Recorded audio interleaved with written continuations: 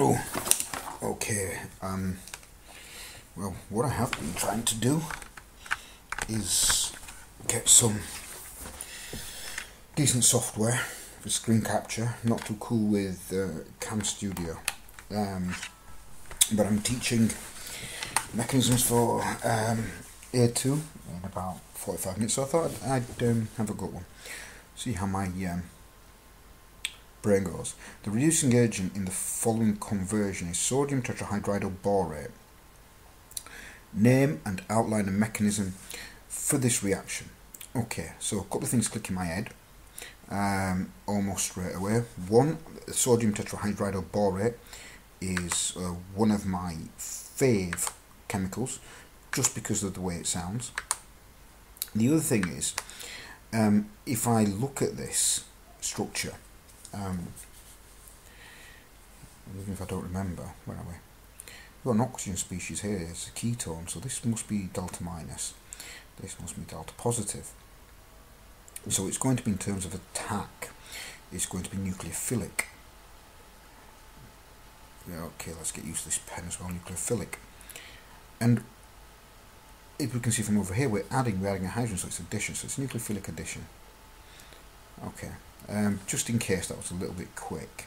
The oxygen is very electronegative, therefore I'm taking some of the electrons towards itself, creating a dipole.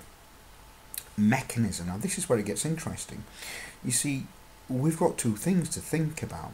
The first is the fact that we've got a positive, slightly positive carbon atom, and we must hit it or strike it with something. So it must be a nucleophile, but we're adding hydrogen, and it can be a little bit confusing because pupils will think of attacking. And let me just change my colour here. The oxygen atom here, but that's one of the reasons why I find sodium tetrahydroborate interesting.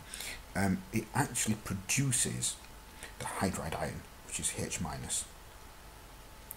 We've also got to think that being hydrogen, we're used to seeing H plus, which is what I tend to call it a proton.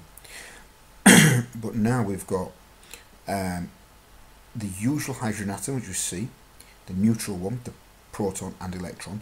So we have a hydride, so we need to add another electron to the 1s orbital. So we have two electrons, so we've got a lone pair, and it is this lone pair that will attack this carbon atom.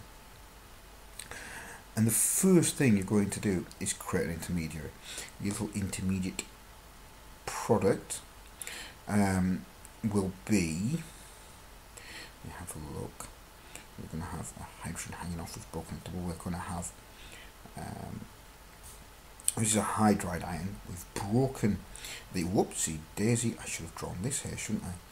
We have the electrons going from here, the double bond to the oxygen, creating a O minus. I'll put it on the top, that's just me. And then we've got our CH2, CH3. When you think about what's going to happen here, we're going to make OH.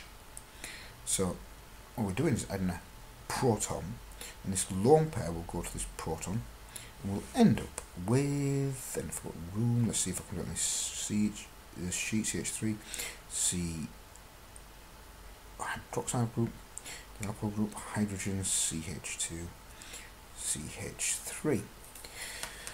Okie dokie, I hope that was of some use. Let's see.